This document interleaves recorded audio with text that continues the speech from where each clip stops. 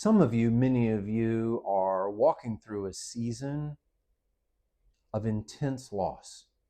Maybe the loss of a family member, suddenly, tragically snuffed out.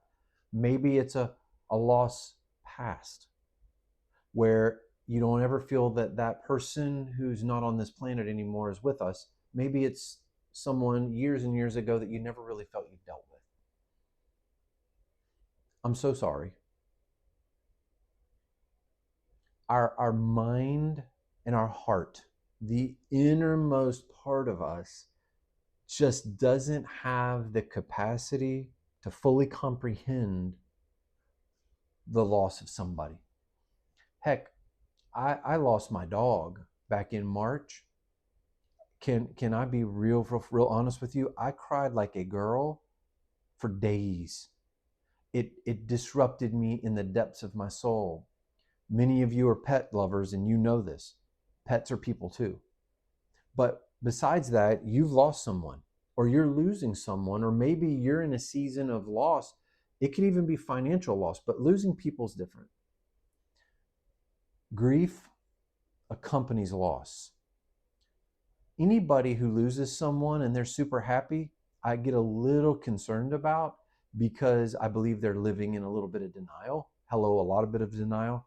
I'm all about celebrations of life. I'm all about having a party for someone's passing, but don't deny yourself the ability to feel sad. Because you see, I honestly, this is just Dave's opinion, not theology. I don't believe God originally designed us with death in mind. So our default settings doesn't have an app for death.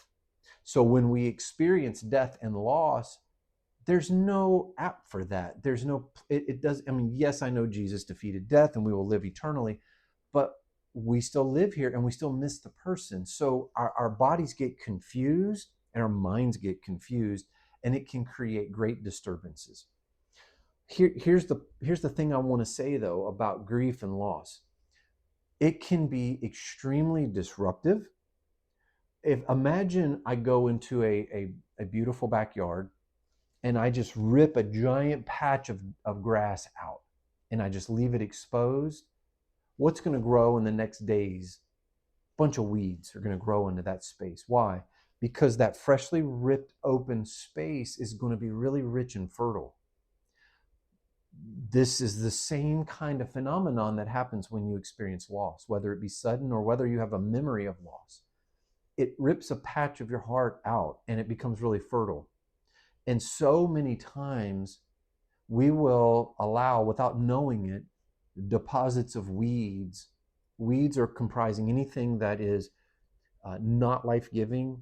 They're maybe full of twisted truth, despair, anguish, disturbing things that are more death-related than life-related. Weed seed gets in there and it sprouts really, really quick. So one of the challenges we face when our patch of dirt is ripped bare is we have to really guard that area. I tell people, if I'm watching them or walking with them in their fresh grief of maybe burying their mom or walking through the loss of someone, is be careful the music you listen to.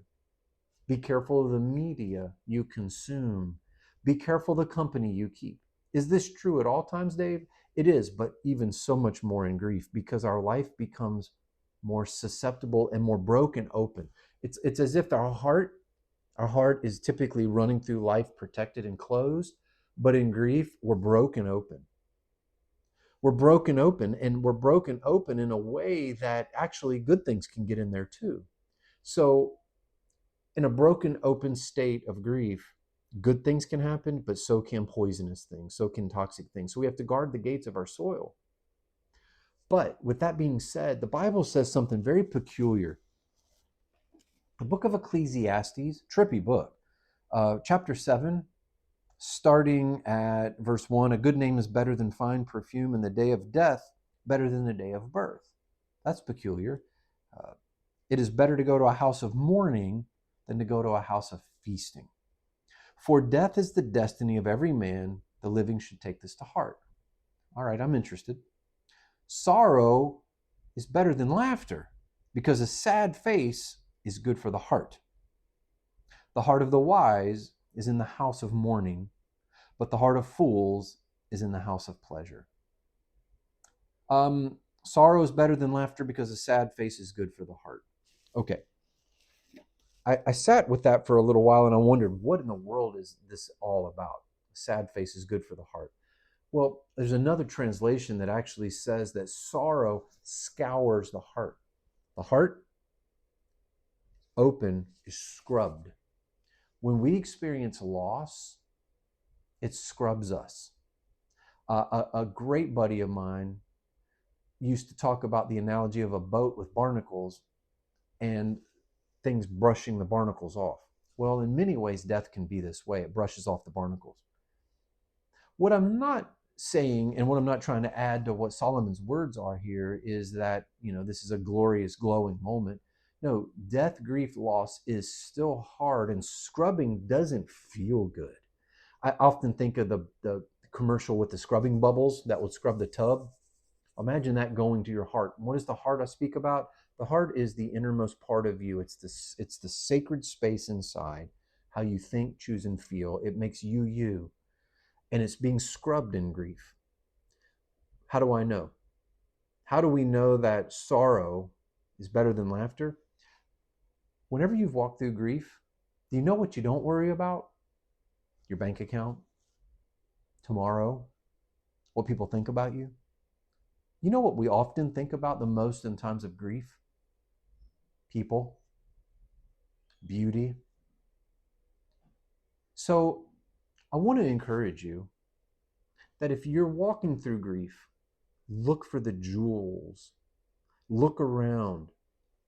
There's going to be wonderful people walking slowly that will come into your life, and these people will possess jewels. There may be words spoken, a song sung, that these can be beautiful, these can be enriching, these can save you. Look for the jewels while you're being scrubbed, but guard the heart.